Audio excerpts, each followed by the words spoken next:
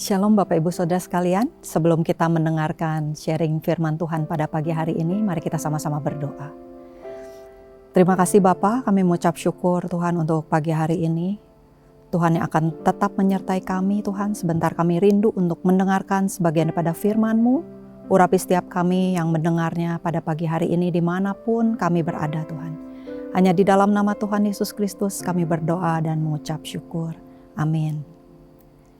Mari Bapak Ibu Saudara, pagi hari ini kita akan sama-sama baca firman Tuhan di dalam Filipi 3 ayat 10 sampai 11. Yang ku kehendaki ialah mengenal Dia dan kuasa kebangkitannya dan persekutuan dalam penderitaannya, di mana aku menjadi serupa dengan Dia dalam kematiannya, supaya aku akhirnya beroleh kebangkitan dari antara orang mati.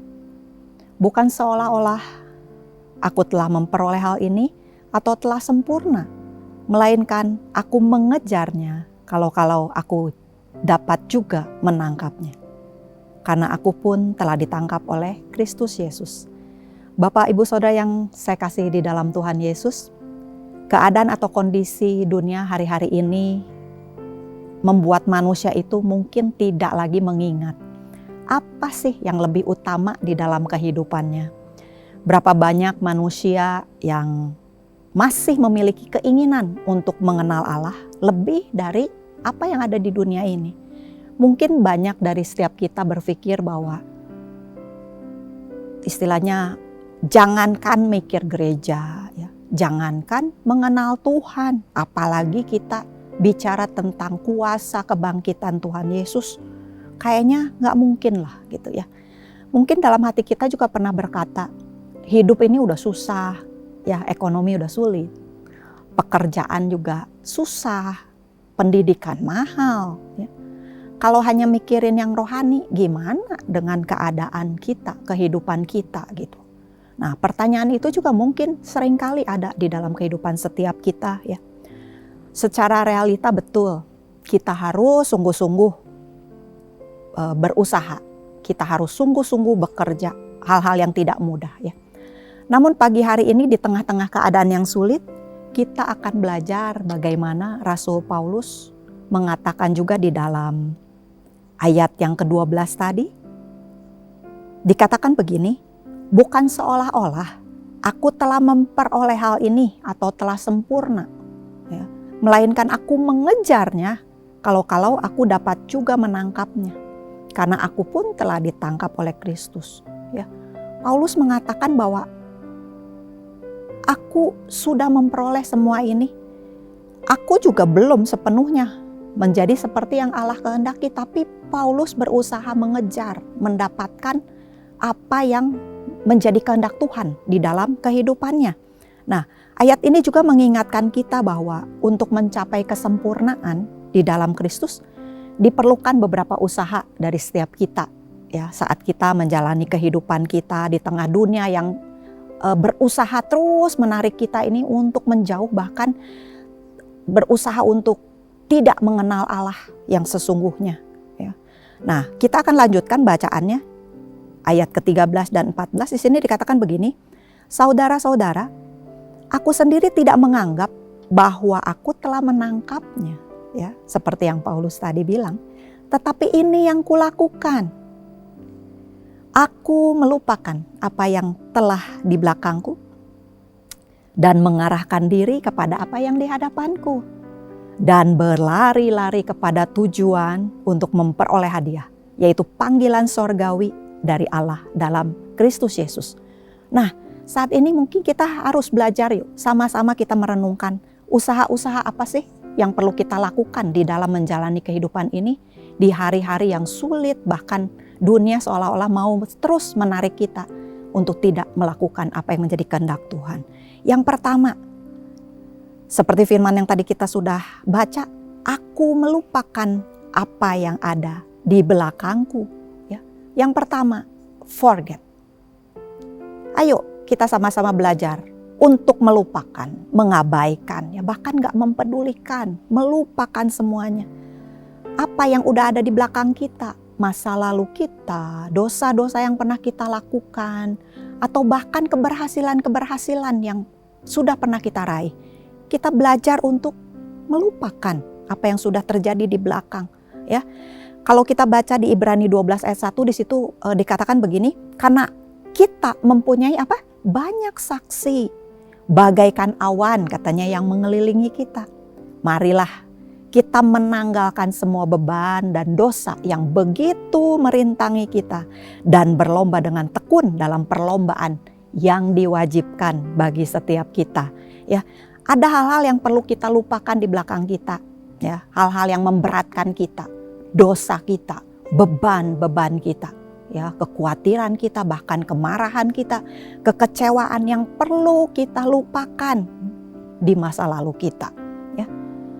Bahkan banyak orang-orang yang masih mengingat kesuksesan dia, keberhasilan dia, sampai-sampai dia tidak menyadari lagi bahwa kita ini masih memerlukan Tuhan di dalam kehidupan kita.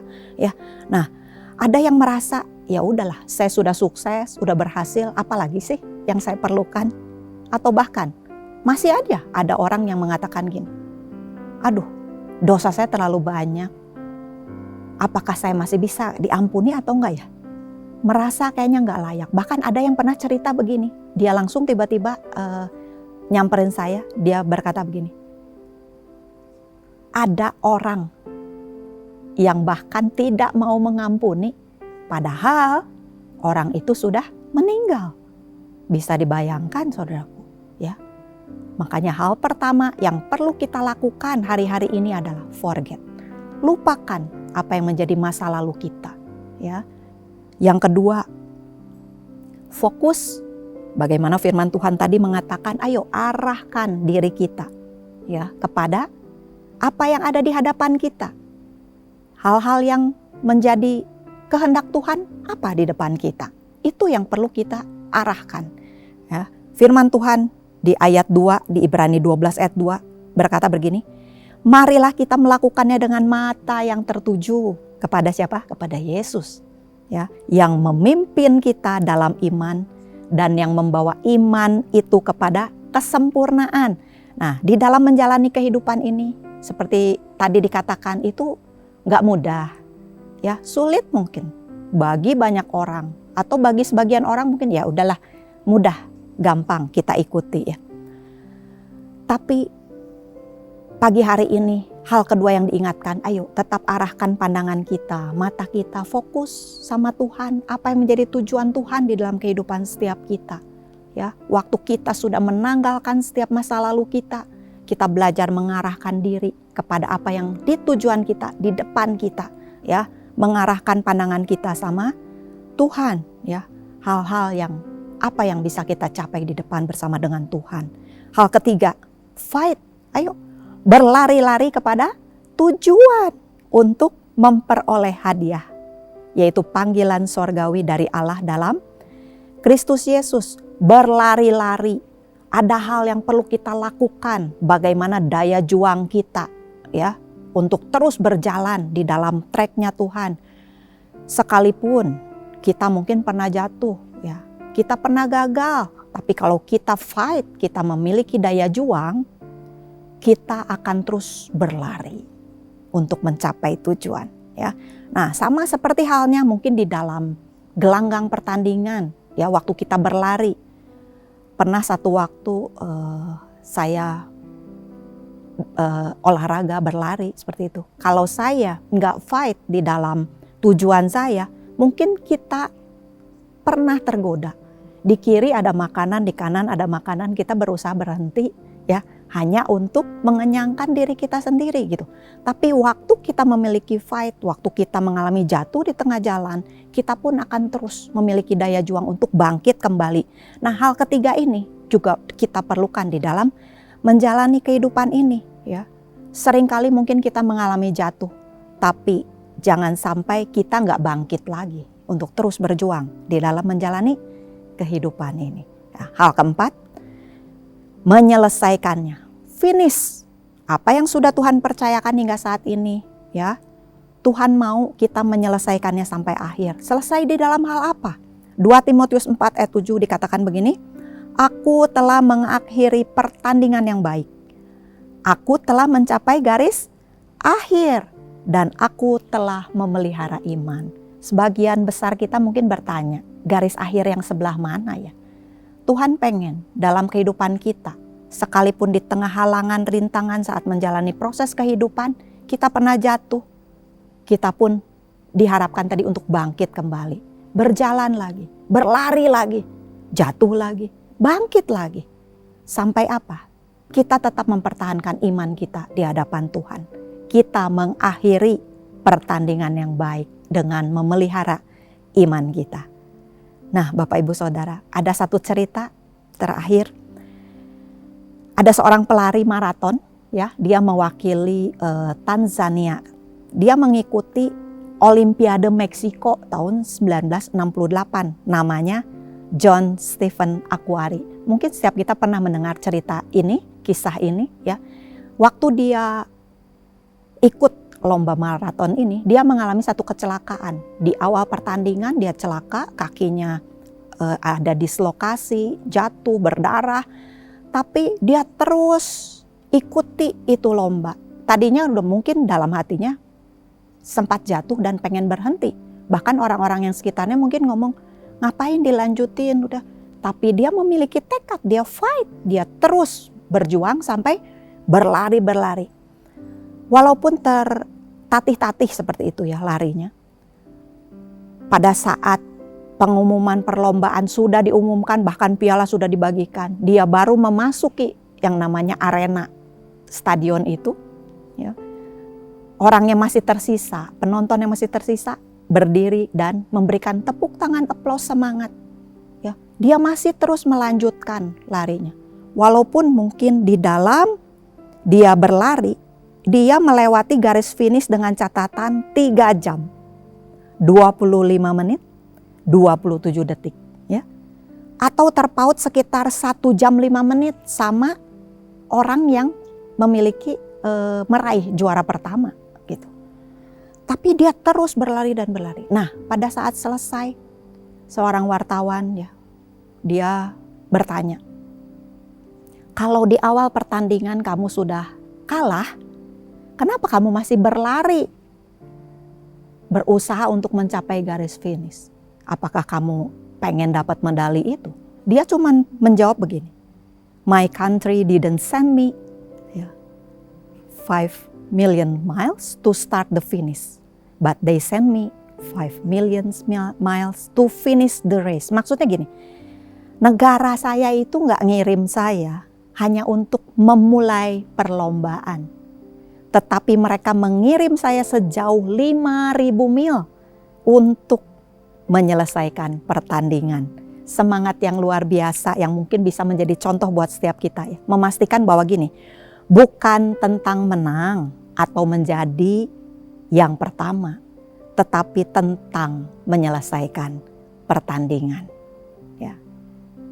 John Stephen Akhwari mungkin menjadi contoh buat setiap kita. Saat ini kita ada di gelanggang pertandingan yang membuat kita harus terus ya, melupakan apa yang sudah di belakang kita waktu kita bertanding. Dan bagaimana kita fokus mengarahkan pandangan kita kepada tujuan Tuhan. Dan terus berlari, memiliki daya juang. Waktu Akhwari ini jatuh, bahkan dislokasi, terluka, tertatih-tatih, dia tetap berjuang. Bukan untuk memenangkan menjadi orang yang pertama. Tapi dia berkata, negara saya mengirim saya bukan untuk memulai pertandingan. Tapi bagaimana dia bisa menyelesaikan pertandingan sampai akhir. Biar cerita ini juga, kisah ini boleh menjadi contoh buat setiap kita ya. Pagi hari ini bagaimana kita harus tetap berjuang sampai akhir. Mengakhiri pertandingan kita, pertandingan iman kita dengan baik di tengah-tengah kegagalan, di tengah-tengah masa yang sulit ini. Haleluya. Mari kita sama-sama berdoa. Terima kasih Bapa, kami mengucap syukur untuk pagi hari ini.